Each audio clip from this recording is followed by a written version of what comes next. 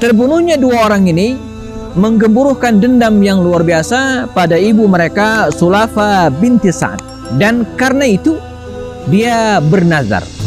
Kata dia apa? Barang siapa yang bisa menangkap atau membunuh pembunuh dua anak saya, yaitu Asim bin Sabit ini maksudnya, maka dia akan mendapatkan hadiah 100 ekor unta.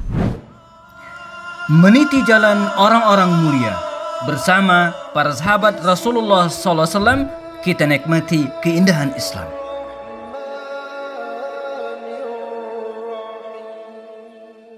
Assalamualaikum warahmatullahi wabarakatuh. Innal hamdalillah nahmaduhu ta'ala wa nasta'inu bihi wa nastaghfiruh. Asyhadu an la ilaha illallah, asyhadu anna Muhammadan abduhu wa rasuluh.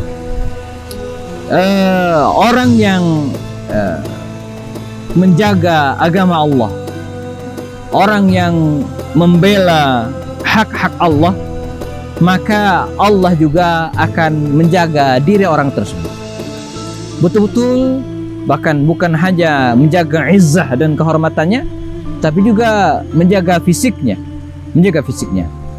Nah, kisah yang akan kita bahas hari ini adalah kisah seorang sahabat Rasulullah yang telah berjibaku, ya, mempertahankan dan membela agama Allah Subhanahu wa taala, dan Allah pun, ya, menjaga diri bahkan jasad orang tersebut. Siapakah dia? Ya, dia adalah Asim bin Sabit Al-Ansari radhiyallahu anhu. Ya, seorang sahabat terkemuka dari kabilah Al-Aus di Madinah Al-Munawwarah. Ketika Rasulullah SAW hijrah dari Makkah ke Madinah, dia dipersaudarakan oleh Rasul dengan ipar Rasulullah belakangan, Abdullah bin Jahsh, ya, karena Abdullah bin Jahsh ini merupakan saudara dari Zainab binti Jahsh, ya, dipersaudarakan Rasulullah SAW, dan sejak saat itu mereka berjibaku membela agama Allah Subhanahu wa taala. Asim bin Sabit ikut dalam Baitul Aqabah dan kemudian ikut juga dalam perang Badar, ya. Nah, dalam perang Badar inilah ada kisah yang menarik, di mana pada perang Badar ini antara kaum muslimin 313 orang melawan 1000 lebih pasukan kafir Quraisy, dan kaum muslimin menang. Mereka berhasil menawan 70 kafir Quraisy dan 70 di antara mereka tewas. Nah, di antara yang tewas itu adalah Uqbah, ya, bin Abi Mu'ayth. Terkenal sekali Uqbah bin Abi Mu'ayth, seseorang tokoh Quraisy yang sangat membenci Islam, ya. Dan terbunuh juga Musaffi bin Talha, ya. Mereka punya ibu namanya Sulafa binti Sa'ad. Terbunuhnya dua orang ini menggemburukan dendam yang luar biasa pada ibu mereka Sulafa binti Sa'ad, dan karena itu dia bernazar. Kata dia apa? Barang siapa yang bisa menangkap atau membunuh pembunuh dua anak saya, yaitu Asim bin Sabit ini maksudnya, maka dia akan mendapatkan hadiah 100 ekor unta.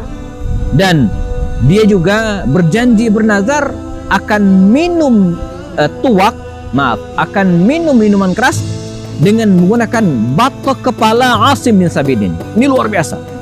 Maka disebarlah informasi ini, ya, dan orang-orang pun berlomba untuk menangkap Asim bin Sabit ini, sahabat Nabi yang kita riwayatkan ini, ya. Waktu pun bergulir jamaah rahimakumullah, dan kisah pun berlanjut, di mana Asim bin Sabit ini dikenal sebagai seorang yang sangat ahli memanah, ahli menunggangi kuda, demikian kira-kira diriwayatkan. Dan terjadilah perang Uhud, ya, dan serial peristiwa yang lainnya di tahun keempat Hijriah, di bulan Safar, ya, di bulan Safar tahun keempat Hijriah, selepas perang Uhud, ya, karena perang Uhud itu terjadi pada bulan Syawal tahun ketiga Hijriah. Rasulullah mengirim Asim bin Sabit ini bersama dengan beberapa sahabatnya ke beberapa kabilah, ya, di antaranya kabilah Qarah, ya, yang merupakan bagian dari kabilah Bani Huzail. Berangkatlah mereka, namun tiba di Bi'r Ar-Raji' atau sumber Raji', mereka dihadang, ya, dan dikhianati. Ternyata orang yang meminta para dai dari Madinah ini ya, menjebak sahabat-sahabat Nabi. Mereka ditangkap dan sebagian besar dibunuh. Yang selamat hanya beberapa orang, dan di antara mereka yang selamat itu adalah Asim bin Sabit. Ya. Namun pada akhirnya Asim bin Sabit ini juga jamakumullah akhirnya ditawan, dan beruntungnya ya mereka tidak tahu bahwa itu adalah Asim bin Sabit. Kalau mereka tahu itu adalah Asim bin Sabit radhiyallahu anhu, tentu mereka akan membunuhnya dan kemudian menyerahkan kepalanya kepada Sulafa bin Sa'ad tadi itu, yang bernazar akan memberikan hadiah kepada mereka 100 ekor unta dan minum dari batok kepala Asim bin Sabit. Mereka tidak tahu. Dan akhirnya ya Asim bin Sabit ini ditawan, ditangkap, tapi mereka melawan. Mereka melawan dan akhirnya Asim dibunuh ya. Dan begitu dibunuh, berhasil dibunuh, sebelum meninggal dunia, Asim bin Sabit ini berdoa kepada Allah Subhanahu wa taala. Apa doanya? Saya bacakan. Allahumma inni ahmi lidinika wa adfa' anhu. Ya Allah, aku telah menjaga agamamu dan membela agamamu. Fahmi lahmi, maka jagalah dagingku. Ya, wadmi dan lahmi itu lahmnya, kulitnya, dagingnya, wadmi dan tulangku ya. La tadfar bihima ahadan, dan janganlah engkau berikan kepada seorang pun min a'daillah, dari musuh-musuh Allah. Inni hamaitu dinak, saya menjaga agamamu ya. Awal hari, fahmi jasadi akhirah, maka jagalah juga jasadku. Nah, bagaimana akhir hidup dari Asim bin Sabit ini, kita akan bahas setelah yang berikut ini. Bersama kami belajar Sirah Nabawiyah untuk memahami sejarah hidup Rasulullah SAW dan para sahabat melalui video-video pendek, diskusi dengan para tokoh dan pakar lewat program kelas Kupas lewat obrolan santai. Apapun masalahnya, dikupas dengan cara yang santai dan penuh keakraban. Bersama kami juga menelaah kitab-kitab induk dan referensi terpercaya, menelisik hikmah, merangkai makna, lalu menuangkannya dalam karya tulis. Asim bin Sabit ya, berdoa kepada Allah Subhanahu wa taala agar dirinya, jasadnya dijaga. Dan betul, ketika mereka berhasil ya, membunuh Asim bin Sabit ini dan berkehendak untuk mengambil tubuhnya, tiba-tiba ya, mereka diserang oleh lebah. Ya, diserang oleh lebah dan mereka lari kocar-kacir, melarikan diri dan meninggalkan jasad Asim bin Sabit ini. Ya, mereka kabur. Setelah mereka pergi meninggalkan jasad Asim bin Sabit ini, janakumullah, mereka kembali ke Makkah Al-Mukarramah dan mereka baru tahu bahwa orang yang mereka bunuh beberapa waktu lalu itulah adalah Asim bin Sabit. Orang yang disayembarakan jasadnya. Ya.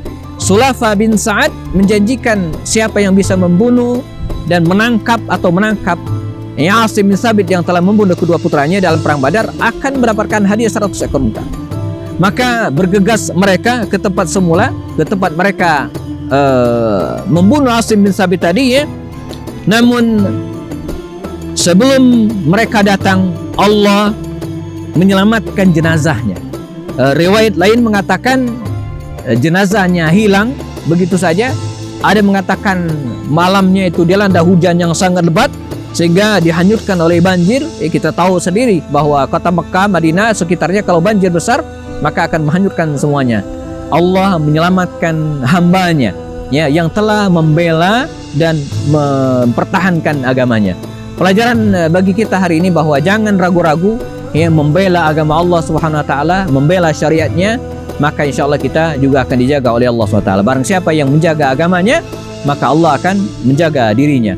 Ini nasihat Rasulullah juga kepada Abdullah bin Abbas ya, agar menjaga agama Allah ya, menjaga syariat Allah, maka kita tidak akan disia-siakan oleh Allah Subhanahu wa taala. Dan Sayyidina Umar bin Khattab radhiyallahu anhu ya, juga mengenang peristiwa ini dalam sebuah catatan riwayat ya. Umar mengatakan, karena Umar bin Khattab radhiyallahu anhu yaqulu hina balaghahu anna dubra manfadi, kata beliau, yahfazullahu al-abdal mu'mina kana Asim nadhara an la yamassa musyrik wa la yamus.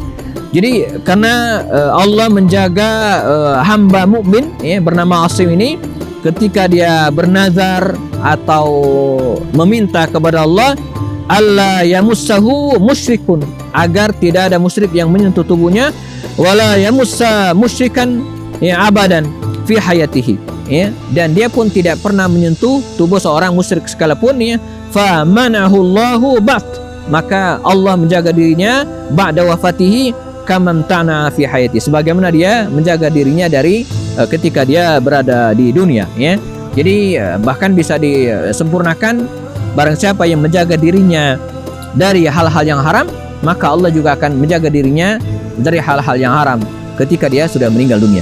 Semoga kita bisa mendapatkan inspirasi dari sahabat Nabi Asim bin Thabit ini, dan menjadi modal kita, semangat kita dalam mempertahankan dan menjaga agama Allah SWT. Bertemu lagi pada seri berikutnya. Saya Happy Andi Bastoni. Assalamualaikum warahmatullahi taala wabarakatuh.